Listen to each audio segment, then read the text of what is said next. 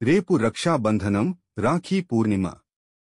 రక్షాబంధన్ ఎలా ప్రారంభమైందంటే, పూర్వం దేవతలకు, రాక్షసులకు మధ్య పుష్కరకాలం యుద్ధం సాగింది. యుద్ధంలో ఓడిపోయిన దేవతల రాజు దేవేంద్రుడు నిర్వీర్యుడై తన పరివారమంతటినీ కూడగట్టుకుని అమరావతిలో తలదాచుకుంటాడు.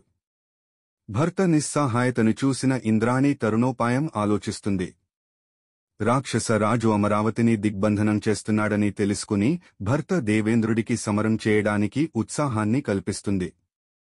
సరిగ్గా ఆ రోజు శ్రావణ పౌర్ణమి కావడంతో పార్వతీ పరమేశ్వరులను, లక్ష్మీనారాయణులను పూజించి రక్షాను దేవేంద్రుడి చేతికి కడుతుంది. అది గమనించిన దేవతలందరూ వారు పూజించిన రక్షలను తీసుకువచ్చి ఇంద్రుడికి కట్టి పంపుతారు. సమరంలో గెలిచిన ఇంద్రుడు తిరిగి త్రిలోక ఆధిపత్యాన్ని పొందుతాడు. శచీదేవి ప్రారంభించిన ఆ రక్షాబంధనమే నేడు రాఖీ పండుగగా ఆచారమైందని పురాణాలు చెబుతున్నాయి. రాఖీ పౌర్ణమి చరిత్ర: ద్రౌపది, శ్రీకృష్ణుని బంధం. ఇతిహాసాల ప్రకారం చూస్తే ద్రౌపది, శ్రీకృష్ణుడికి అన్నాచెల్లెల అనుబంధం అత్యంత గొప్ప అనుబంధంగా కనిపిస్తుంది. శిశుపాలుడిని శిక్షించే క్రమంలో సుదర్శన చక్రాన్ని ప్రయోగించిన కృష్ణుని చూపుడు వేలుకు రక్తం ధారగా కారుతుందట.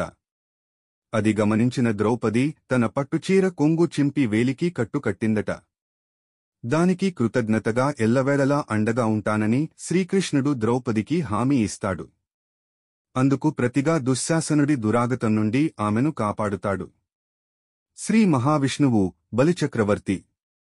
శ్రీ మహావిష్ణువు బలి చక్రవర్తి కోరిక మేరకు అతనితో పాటు పాతాళంలో ఉండిపోతాడు. శ్రీ మహాలక్ష్మి వెళ్లి బలిచక్రవర్తికి రక్షాబంధం కట్టి తన భర్తను వైకుంఠానికి తీసుకునిపోతుంది. అందుకే రక్షాబంధానికి ఇంత ప్రాధాన్యత ఏర్పడింది.